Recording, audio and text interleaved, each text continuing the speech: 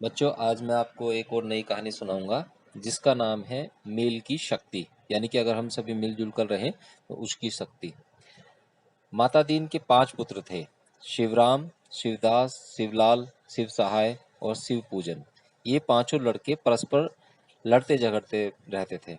छोटी सी बात पर भी आपस में तू मैं करने लगते थे और गुत्थम गुत्थी कर लेते थे। यानी कि बहुत झगड़ा होता था उन पांचों में, बनती ही नहीं थी। माता दीन जो उनके पिता थे, अपने लड़कों के झगड़े से बहुत ऊब गए थे। उसने एक दिन उन्हें समझाने के विचार से अपने पास बुलाया। पहले से पतली पतली सूखी 5 लकड़ियों का उसने एक छोटा गट्ठर बना लिया था। पुत्र से उसने कहा, तुमसे जो इन टहनियों के गट्ठर को तोड़ देगा उसे 1 रुपया पुरस्कार मिलेगा। यानी कि उसने 5 लकड़ियां ली सूखी सूखी और उनको एक जगह पर बांध दिया और उनसे गट्ठर बना के बोले कि जो भी इस गट्ठर को तोड़ देगा उसे मैं 1 रुपया दूंगा। पांचों लड़के झगड़ने लगे कि गट्ठर को वे पहले तोड़ेंगे। उन्हें डर था कि यदि दूसरा भाई पहले तोड़ देगा तो रुपया उसी को मिल जाएगा। माता दीन ने कहा, पहले छोटे भाई शिव पूजन को तोड़ने दो। शिव पूजन ने गट्ठर उठा लिया और जोर लगाने लगा। दांत दबाकर, आंख भींचकर बहुत जोर लगाने लगा। सिर पर पसीना आ गया, किंतु गट्ठर की टहनियां नहीं टूटी।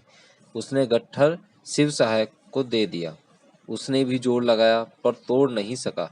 इस प्रकार सब लड़कों ने बारी बारी से गट्ठर लिया और जोर लगाया, किंतु कोई उसे तोड़ने में सफल नहीं हुआ। माता दीन ने गट्ठर खोलकर एक एक टहनी सब लड़कों को दे दी।